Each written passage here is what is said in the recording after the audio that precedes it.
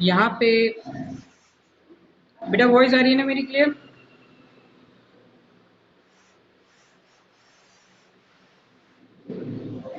अब ये देखो परसेंटेज कंपोजिशन में जैसे हम बात करें, so far we were dealing with the number of entities present in given sample, that many times information regarding of a particular elements present in compound is required.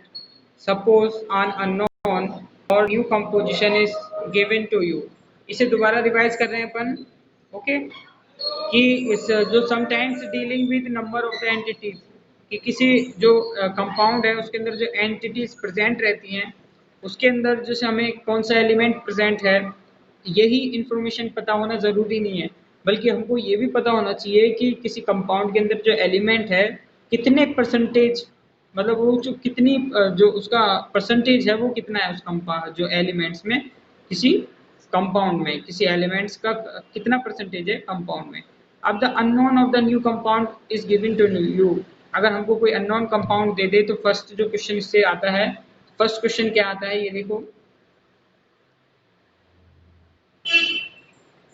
ये पहले तो एग्जांपल ये देखो कि भाई जो हमको 1 mole of the various substance दे रखा है, उसमें कई सारे, जैसे कॉपर सल्फेट है, कॉपर सल्फेट का 1 मोल, NaCl का 1 मोल, शुगर का 1 मोल और पोटेशियम थियोसाइनेट का 1 मोल। तो ऐसे कई सारे जो वेरियस प्रोडक्ट्स हैं उनके 1 मोल्स हमको दे रखे हैं ऐसे एग्जाम्पल में।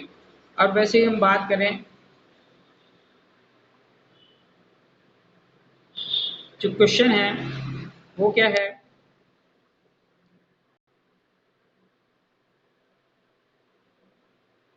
यहाँ देखो कि यू वुड आस्क इज, तो आप क्या कहोगे कि भाई what is the formula, what is it's formula, किसी कंपाउंड का फार्मूला क्या होगा। अगर अपन परसेंटेज कंपोजिशन पता चल जाए तो हम उससे पता लगा पाएंगे कि what is the formula and what are the constituents and what ratio are they present in the given compound. कि हम पता कर पाएंगे कि भाई क्या कॉन्स्टिट्यूएंट्स है एंड क्या रेशियो में जो एलिमेंट्स है वो किसी कंपाउंड में प्रेजेंट्स रहते हैं। तो फॉर नॉन कंपाउंड ऑल्सो, और हमको कंपाउंड का भी पता चल जाएगा। तो हम बात करें कि such information provide a check whether and the given sample contains the same percentage of elements as present in a pure sample. Means हम बात करें कि सच ये जो इन्फॉर्मेशन जो हमको पता चलती है किसी गिवन सैंपल के लिए, कंटेंट के लिए, तो उनकी जो same percentage of elements and as present in the same pure sample, मतलब एक ही तरीके, जैसे H2O की मॉलिक्यूल होंगी ना, तो H2O की मॉलिक्यूल चाहे अपन एक दो अलग अलग बीकर में ले ले, लेकिन जो H2O के मॉलिक्यूल्स का जो परसेंटेज कंपोजिशन रहेगा वो क्या रहेगा, H2O के कंपाउंड्स का जो परसेंटेज कंपोजिशन रहेगा वो सेम रहेगा। In the other words, one can check the purity of the given sample analyzing this data। अब इसके लिए हम एक टेस्ट करेंगे, छोटा सा एनालाइजिंग करेंगे, प्योरिटी को चेक करेंगे, वो टेस्ट है हमारा आगे।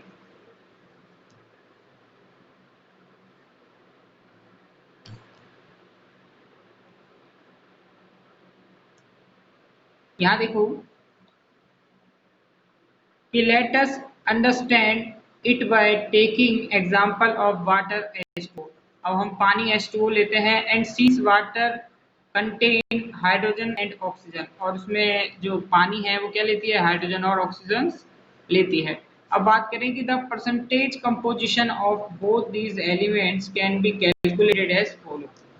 तो हमने पानी लिया, पानी के अंदर कौन कौन से जो है कंपाउंड होते हैं, सॉरी एलिमेंट्स होते हैं, उसके अंदर होते हैं हाइड्रोजन और oxygen, and the percentage composition of both these elements can be calculated as follow. अब हमको वाटर के मॉलिक्यूल के अंदर हाइड्रोजन और ऑक्सीजन का जो परसेंटेज कंपोजिशन है वो कैलकुलेट करना है। तो उसके लिए जो हमारा फार्मूला है, पहले फार्मूला देखो कि mass percentage of an element, किसी एक एलिमेंट का मास परसेंटेज क्या होता है, तो वो देखो कि mass of that elements in compound, कि उस कंपाउंड के अंदर एलिमेंट का मास कितना है उसको मल्टीप्लाई करना है 100 से, and the molar mass of the compound, और कंपाउंड का कंप्लीट मोलर मास अपन को पता होना चाहिए। तो एक और बार जैसे mass percentage of the elements में कि mass of that elements in the compound, की कंपाउंड्स में जो एलिमेंट्स का जितना वेट है वो लिखना है, फिर अपॉन में लिखना है molar mass of the compound, मतलब जो पूरा कंप्लीट कंपाउंड का जो मोलर मास है वो लिखना है और मल्टीप्लाई करना है 100 से।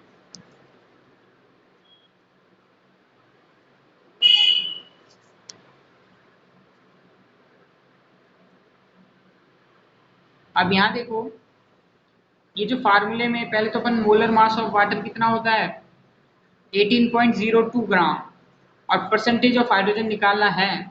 तो भाई जैसे हाइड्रोजन का जो मोलर मास कंपाउंड में कितना है, हाइड्रोजन का तो 2 है, तो हाइड्रोजन का 2 लिख दिया, है ना।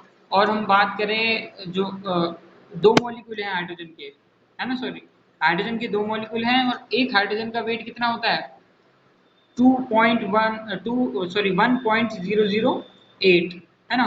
तो दो हाइड्रोजन के 2 मॉलिक्यूल, उसको मल्टीप्लाई कर दिया, हाइड्रोजन के जो मास है ना, हाइड्रोजन का जो एलिमेंट्स का मास है 1.008, फिर अपॉन कर दिया अपन ने टोटल मोलर मास कंपाउंड का, पानी का टोटल मास कितना है 18.02। तो जो इसको मल्टीप्लाई करेंगे जब हम 100 से, तो हमारा क्या आएगी वैल्यू, हमारी वैल्यू आएगी 11.80, है ना।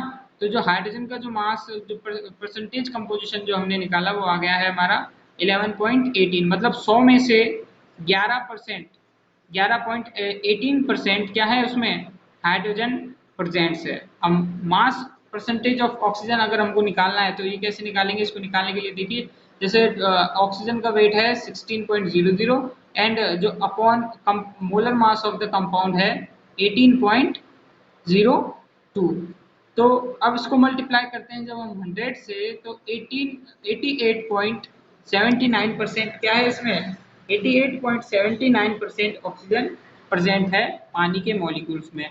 तो हम बात करें, जैसे देखिए भाई H2O, तो H2O में भाई H2 का परसेंटेज है ये अपना 11, ठीक है, H2 का परसेंटेज है 11 और ऑक्सीजन का परसेंटेज है 88.79%।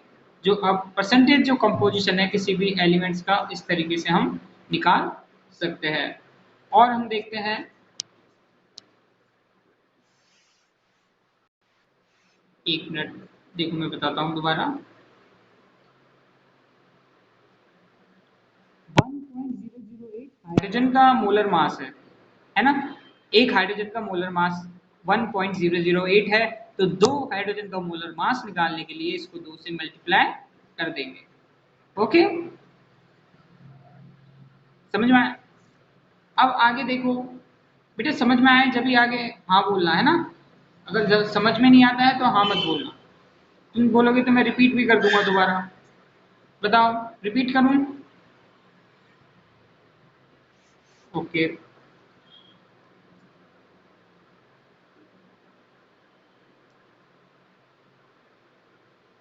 फिर इसके बाद हम बात करते हैं और एग्जांपल लेते हैं। परसेंटेज कंपोजिशन अपन को और एक और मॉलिक्यूल का निकालना है। देखो, अब मैं भी एक एग्जांपल दूंगा आपको, कल उसका मोलर मास निकाल के लाना है आपको, ठीक है। अब let us take one and more example, जैसे what is the percentage composition of hydrogen and oxygen in ethanol. So first of all, we want to know about the formula of ethanol. The formula of the ethanol is, the molecular formula of ethanol is C2H5OH, and the molar mass of the ethanol, we are concluding and calculated the molar mass of the ethanol. So we are multiply the weight of the carbon. Weight of the carbon is C2H5.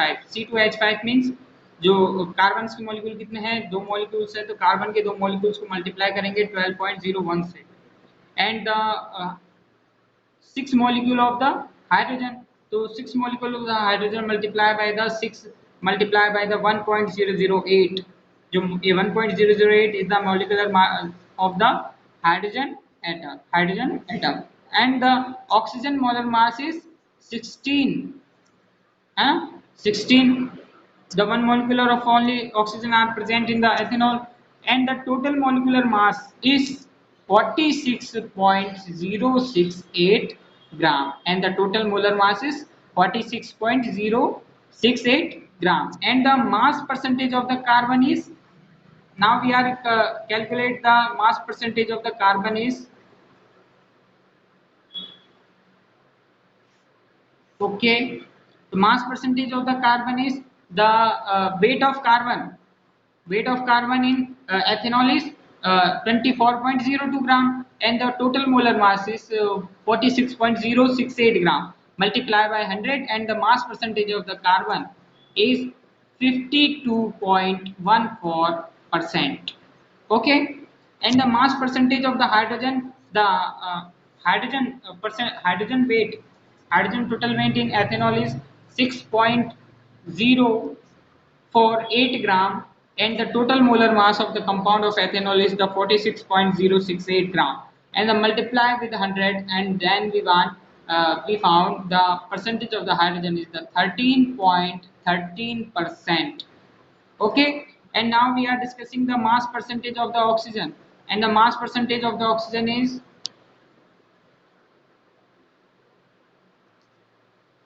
mass percentage of the oxygen, the weight of oxygen in ethanol, and the total mass 46.068 gram, multiply by 100, then we find the total percentage of oxygen in ethanol is 34.73%.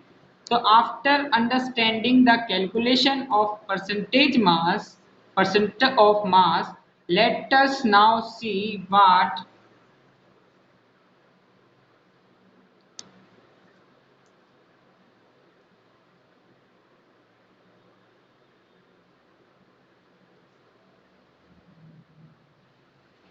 let us now see what information can be obtained from the percentage composition data. तो अब हमको ये conclusion निकालना है कि हम percentage composition से क्या निकाल सकते हैं। तो हम परसेंटेज कंपोजिशन से ये निकाल सकते हैं कि किसी कंपाउंड में एलिमेंट्स कितना परसेंट प्रेजेंट होता है, उसकी जो मास का जो परसेंट होता है वो कितना होता है, उसका मॉलिक्यूलर फार्मूला क्या हो सकता है। हम ये भी इससे क्या कर सकते हैं, पता लगा सकते हैं, उसका मॉलिक्यूलर फार्मूला भी हम पता लगा सकते हैं इससे। ओके, और जो उसका वेट है, टोटल कंपाउंड का वेट है, मतलब कितना जो एलिमेंट्स कितना रेशियो में मिलते हैं, तो ये सब चीज हम पता लगा सकते हैं। फर्स्ट तो देखो 3 चीज तो मेन याद रखना, जैसे कि हम उसका जो फार्मूला है मॉलिक्यूलर फार्मूला पता कर सकते हैं, और फिर जो परसेंटेज कंपोजिशन तो हम पता कर ही सकते हैं, और एलिमेंट किस रेशियो में मिलेंगे ये भी हम पता कर सकते हैं। तो ये जब 3 पॉइंट हैं आप इनको मेनली याद रखना। ओके, तो आज की आप क्लास में इतना ही है, और नेक्स्ट हम